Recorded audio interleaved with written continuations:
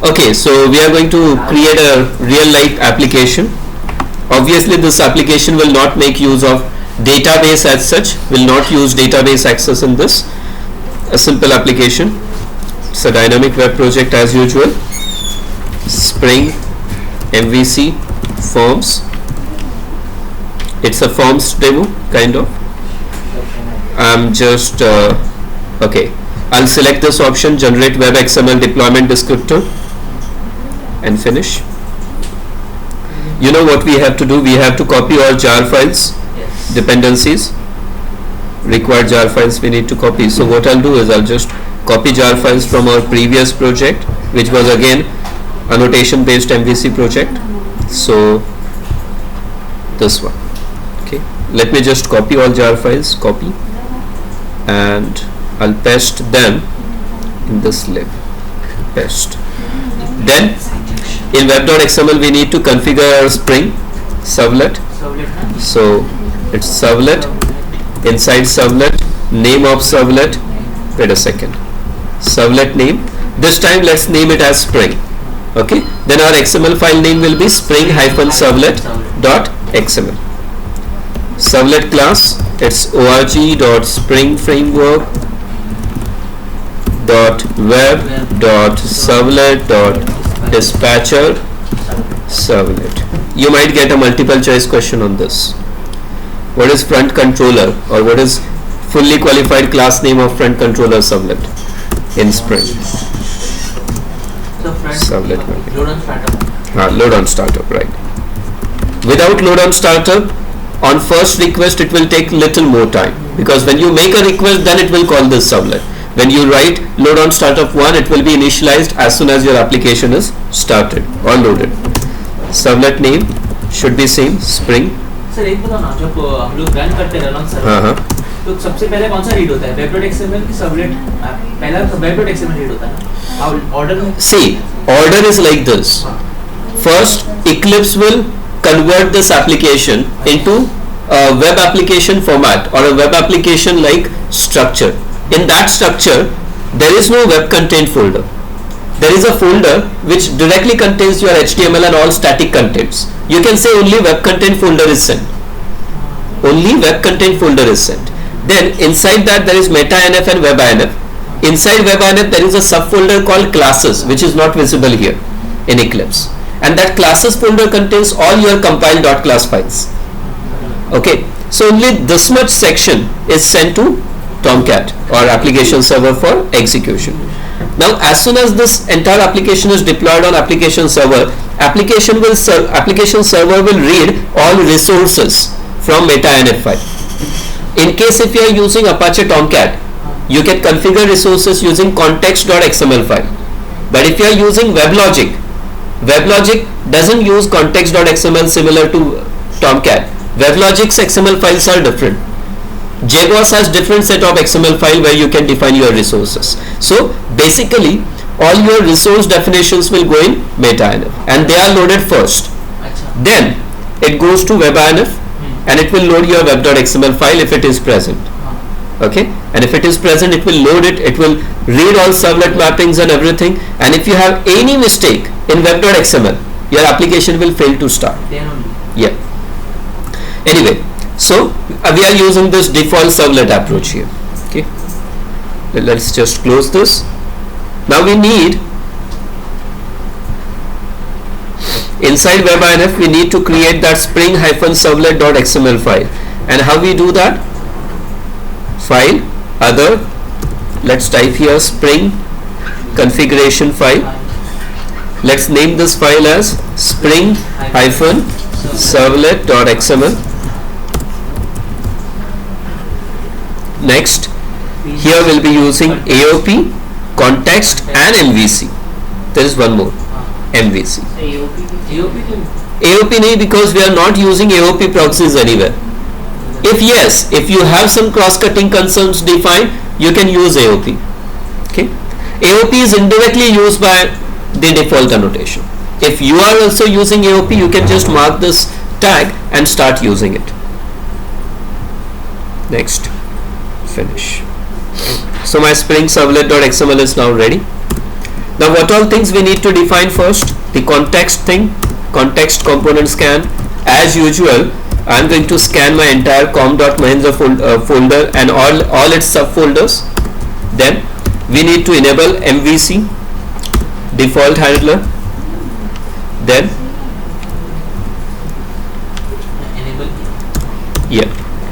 after that, let's define one view resolver. How do we define view resolver? We define it like this: org.springframework.web.servlet dot what was it? View. Yeah, view Dot internal resource view resolver. Yeah, now it got. So annotation driven अगर use कर रहे हैं annotation. Just a second. Yeah, it is required anyway. MVC. Actually, MVC annotation driven is not required here because component scan will already start all the annotations, processing all the annotation. Anyway, that's okay. Okay. Internal resource view resolver. Okay, there is one benefit of using annotation driven. Let's say instead of using component scan, if you have defined all your controller beans here using bean tag, and those beans contain auto wired or some similar annotations or some other annotation like @request method. Okay, for that you can use annotation driven. When we use component scan, it will enable everything. There is actually no need to use annotation driven element again. See.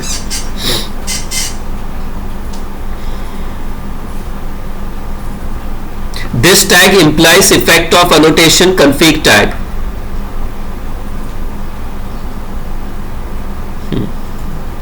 Anyway, let's get back to this bean properties. Property of bean called view class, and here we provide value for it: org.springframework web.servlet.view.jstl view. Okay, it's a JSTL view. Then another property name prefix, which should be set to webinf /pages/ and then one more property, okay, suffix .jsp is a suffix. Okay, case sensitivity is important here. .jsp in capital might create problem. Okay, so now our initial setup is ready, application is ready, kind of. So what next? Now that our application is ready, what we can do is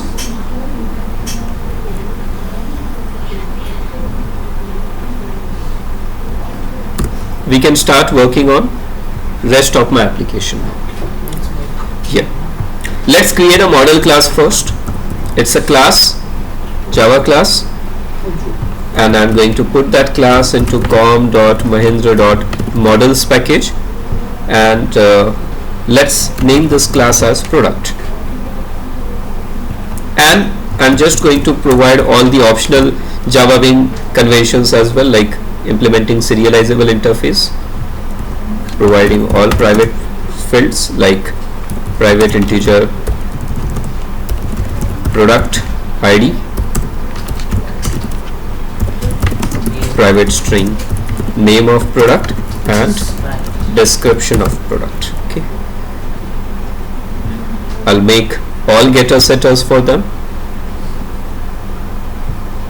and let's make constructor as well,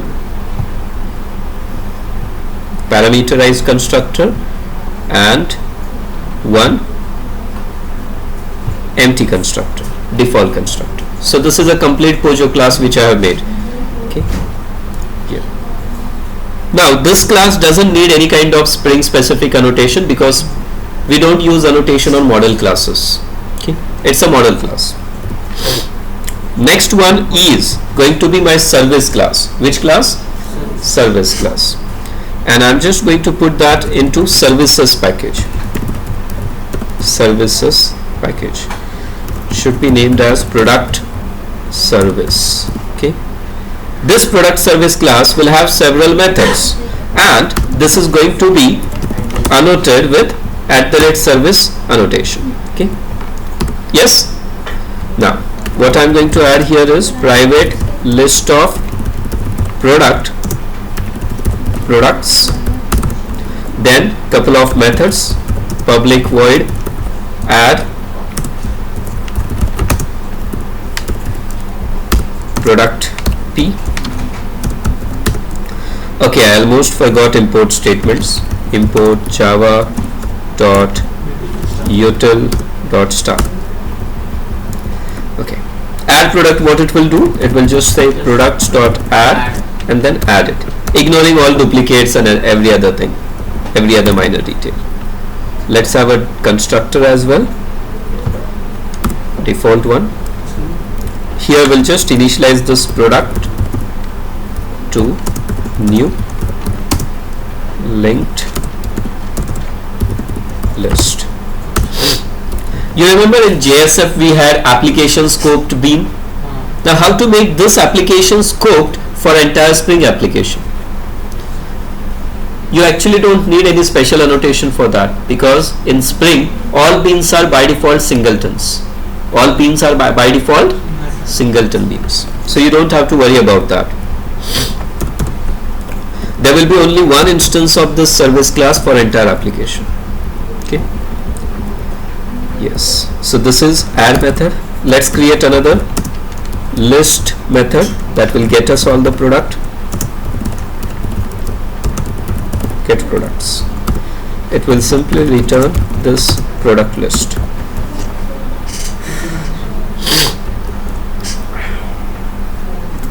Okay, so my service class is ready.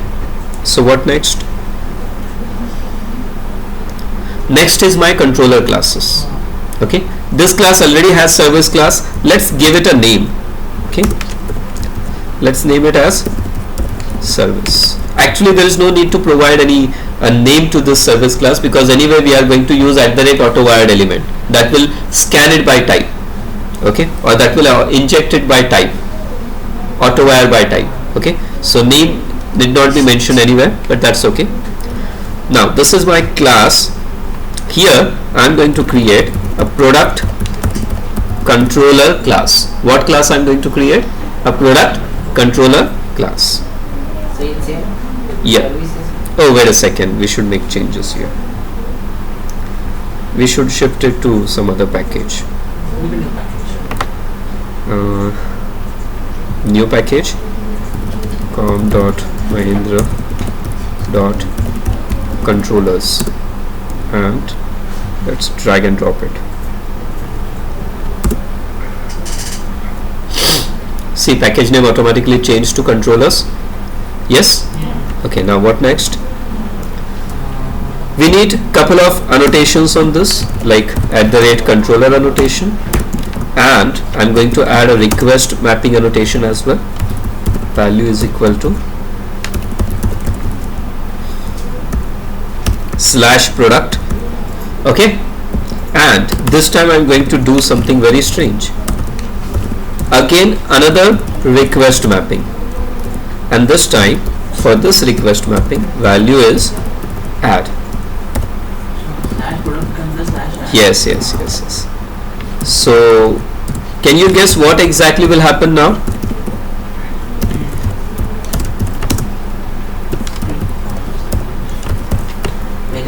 product दिखेगा, जिसके अंदर जाएगा, फिर next part दिखेगा. Yes, public string. Let's name it as prepare.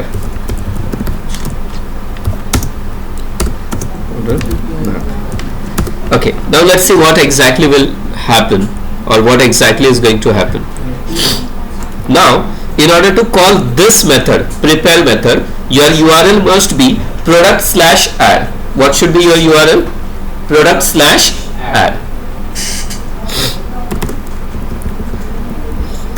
I'm going to define another method here. This method URL will be same, but method will be request type would be post.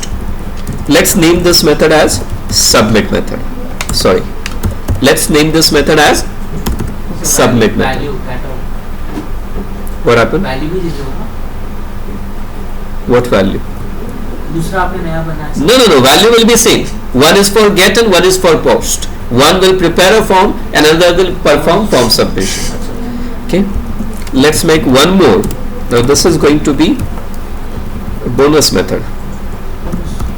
List, again type of get, and let's name this method also as a list. Method name can be just anything in this case. Okay, now before anything else, let's decide which page or which view you should load immediately after them. Let's say this method will return a form. What this method will return? A form page. This method should return home page. What this should return? Home page. ठीक है? Yes. And yeah. Wait a second. We can do one thing. Here we return home, and here we return redirect colon list. I'll explain you what will happen here. Redirect colon list. What it will say? After successful submission, call this method or redirect to this request. What will happen? Because it's written redirect, your browser's address bar will change from add to list. Browser's address bar will change from add to list, and this method will be called automatically. There is no need to call this method programmatically like return and then list and then round bracket. No, that's not required. Okay? Yes. So we have provided view pages for all three methods. This method is going to give you a form.jsp page. This method will give you a home.jsp page, and this method is anyway redirected to this. So both these methods are using same page, home.jsp page. Okay? Now about actual logic. Now what this prepare method should do? Prepare method will create empty product object. What it will create? An empty product object. This one. And let's put that empty product object inside this map.add attribute. Let's name it as product and store this product object into it. Yes? Yes or no? So when you call prepare, we are creating an empty product object and storing it into a map and sending it to form.jsp page. So when form will open, it will by default to have all the product fields empty. Yes or no? Yes? Yes? Okay. So how are you sending that map? I don't have to send it to JSP page. This is all done by dispatcher servlet. It is responsibility of dispatcher servlet to send this model map to your JSP pages. And inside JSP page, we will just retrieve it. Means a scope is used for it internally? Yeah, internally everything is stored in request scope. Unless otherwise you use @session attribute annotation. Let's auto wire private product service. Now because we are using auto wired annotation, there is actually no need to create getter or setter method for this field. Okay, it will be auto wired by default. Okay, then what next? Don't you think every time you are creating a product, don't you think product ID should actually generate automatically, kind of?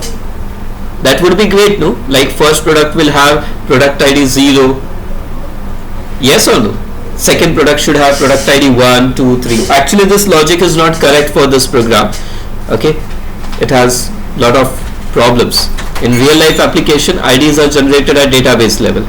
You can use database specific ID generator or something. Let's do it this way. I'll just go and modify my product service class.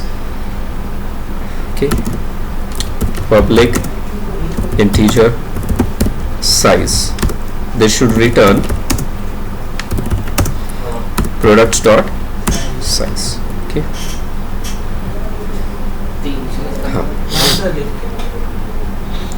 Here I'll write service dot size plus 1. Oh, wait a second, I made a mistake again. There is no single argument constructor there, right? So we have to set product ID manually like this. Yes, this will set new product ID for us. What it will do? Yes, what it will do? It will set new product ID for us. Is that clear? Yes or no? Good.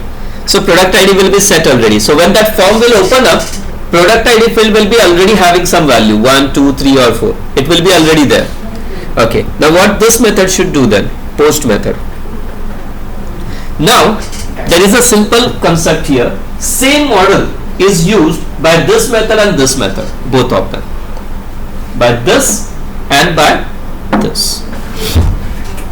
Here, instead of using entire model, there is another way you can receive data in form submission. What I'll do here is, there is an annotation called model attribute. Okay, @model attribute. You can specify name of attribute, which was product, and here we specify what kind of attribute it is. Product. Now the best thing here,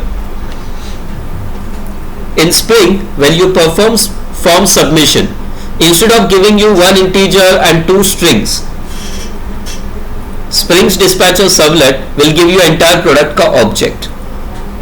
So there is no need to write request.get parameter, request.get parameter, request.get parameter. You got entire product object here. What you got here is entire product object. But this name should match with that add attribute name. This one and this one should be same. No spelling mistake. Otherwise, you will get a null object. Okay, now what we should do with this object now?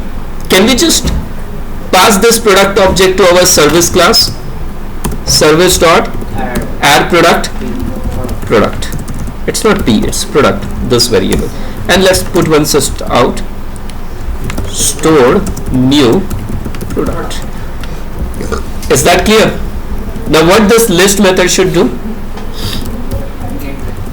Let's see. Map dot add attribute product list, then here I'll write service dot get products. Clear what I did now? Okay, now you tell me what will happen when this method is called, either directly or indirectly. When this method is called directly or indirectly, what will happen? It will call service.getProducts method, and whatever products it has received will be stored with an attribute named product list. Now don't you think this product list can be used with JSTL for each tag?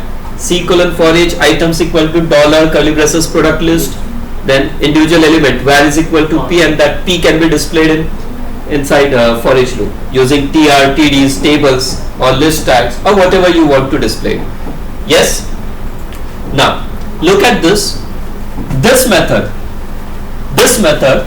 is going to create a new product object. It's going to populate its product ID to a new value, and it will send this newly created product object to this JSP page called form. To the JSP page called form. Okay? What this method is doing? This is for accepting form submission. As soon as user clicks the submit button, what this method should do? It should take this entire product object and pass it to service.add method. Print this and redirect to list. And what list is doing?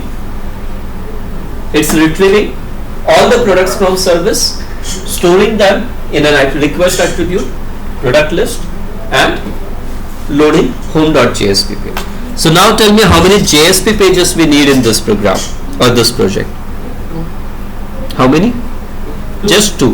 One is form.jsp and the other one is home.jsp. Obviously we need one index.html or some that kind of page which will be considered as a landing page. Wait a second. Even that cannot be done. Wait a second. We made a mistake. See, we have defined our web.xml like this. Root. Right? Yes or no? Group the column. So all requests will be handled by our dispatcher servlet only. Let's try it. If it works, then it's okay, and if doesn't work, we will create one home controller that will handle that request. Don't worry. Okay, so let's first concentrate on form.jsp and home.jsp. Okay.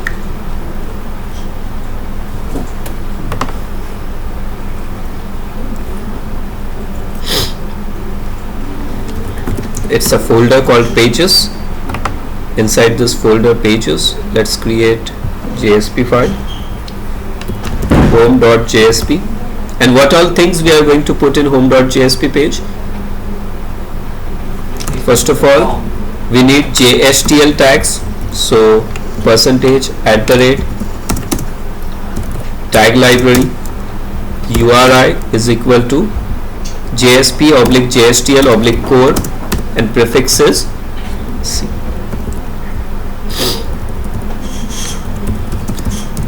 List of products. What name I gave? List of products.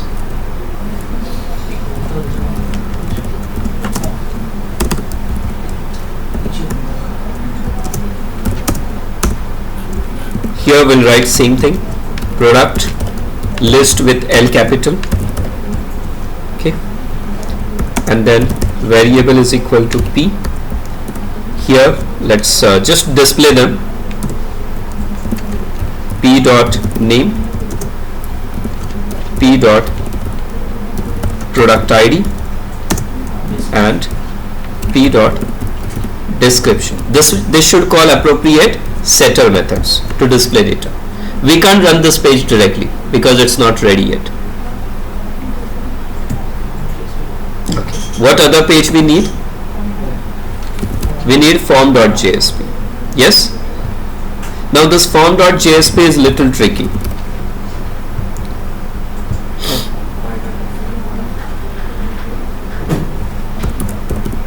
Adding new product.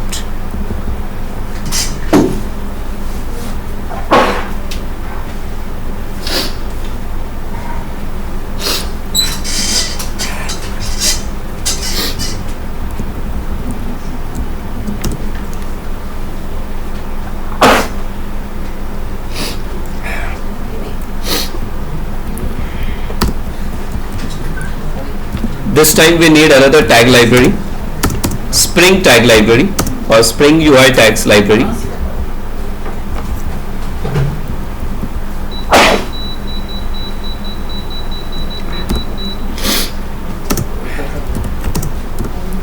Okay, let's give it a prefix S.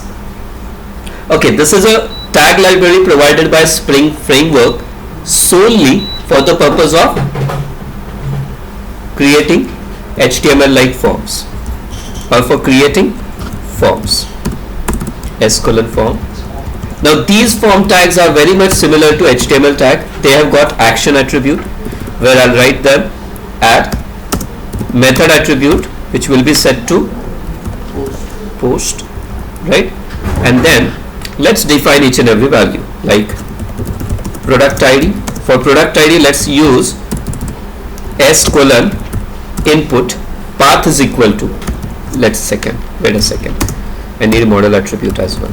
Now this model attribute should match with your prepare method in controller. In controller's prepare method we had this attribute, right? Same attribute should match. Okay, this. Here we write, already we have written product, so here we just need to write product ID. So this will actually become product.product ID. What it will become then? Product.product ID.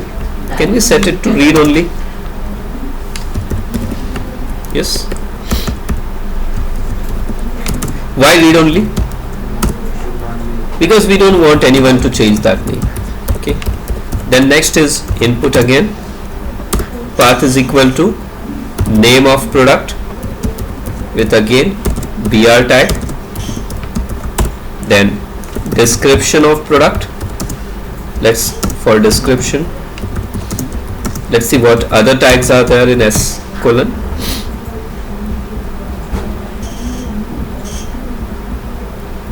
Yeah, there is a text area tag. So here we'll write description. Okay. And for some strange reason, there is no submit tag here. You just have to use your normal HTML submit tag. Just write value, save. Okay. This is plain HTML tag, input type submit. Okay. So my form is also ready now. What all things are ready? Form.jsp and home.jsp. Is that clear? Yeah. Now the landing page or welcome page. A simple HTML page is required. Let's say index. What I'll do is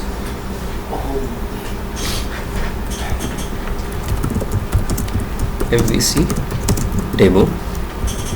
Okay. Let's create couple of hyperlinks. Products / add new product, and another hyperlink, product / list all. Is that clear? Now let's try to run this index.html and let's see how it works.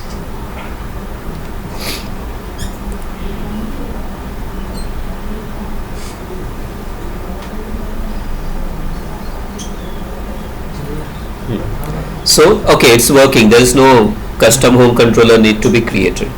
Okay, so there is add new product and there is list all. What will happen if I go to list all first? There is nothing to display. Back. Add new form. If I click on add new form, just look at this status bar. Resulting URL is product / add. So it will go to that controller method.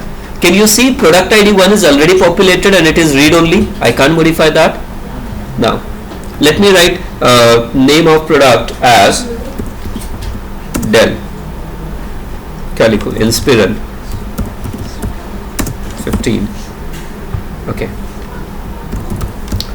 Laptops with Intel Core i5 CPU. This is, let's say, a description. Okay. And let's try to save it. Now what will happen, or what should happen when I click on save? It should make a post request. It made a post request, but then suddenly it went to list. You can see the address bar it now saying product / list. Address bar changed to product / list. And you are getting here stored new product.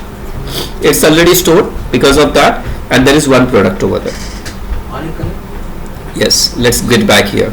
Are you getting 2 here? Product ID is 2. All the details are loaded by browser, but don't you think product ID is automatically updated to 2 now? Let's add another one. HP Slick Book. Refresh करेंगे तो भी कुछ नहीं होगा. पता है क्यों? Because we are redirected to list. If you refresh here, it will load list controller again. It won't perform second form submission. You know what? Here I have avoided double submits. This is a very simple technique to avoid double submit. By the way, what is double submit? User press submit button, he got some result, and then he clicked refresh button on browser. Browser will again submit that form. Browser will try to submit that form again. But here address bar is list. Address bar is showing another controller called list. If you click refresh here, it will just reload this list only. It won't add one more product with same detail. No. See this. Doesn't matter how many times you click refresh. Doesn't matter. Yes, it's working just fine. Now what I am getting here in product ID 3? 3. Now my product ID is 3. Yes? एक काम करता हूँ ना, इतना क्यों? ठीक है? Now where you want me to click? List all. It's already there. It's not lost. Add new product. It's 3. Other fields are empty. You know why other fields are empty? It's because when you click on back button, no, your browser will try to load all your previously entered data into it. That's why the data is appearing. Otherwise, see, it's like product ID 3, other fields are empty. What will happen if I just type here something else? Okay.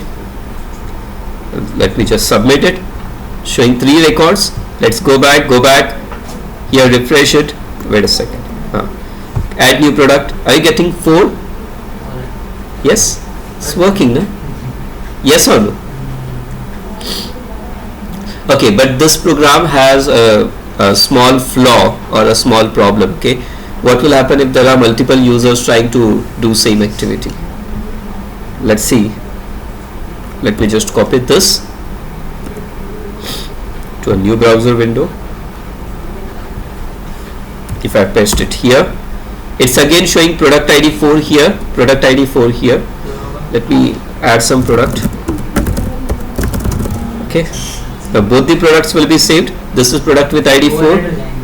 Yeah, oh wait a second. Now this will be also added as a product 4. This should not happen, right? But it worked. It's because this is not a perfect way of generating product ID actually. Should be generated on some. Or whenever you are working on a new ID, you should know somehow lock your product class. Right? Should have somehow locked it. Anyway, that's not going. That's not what we are going to do right now. Okay. Yeah. You know what is best case scenario here? Do not show user what is going to be his new product ID. Don't ask user for product ID, right? Add product ID when he is actually clicked on submit button. So one who clicks submit button first will get product ID 4, and one who clicks later, even after a few milliseconds, will get product ID 5. That way all product IDs will be unique, right? Okay. Yeah, that's another story, but clear now how to use model attribute? Yes?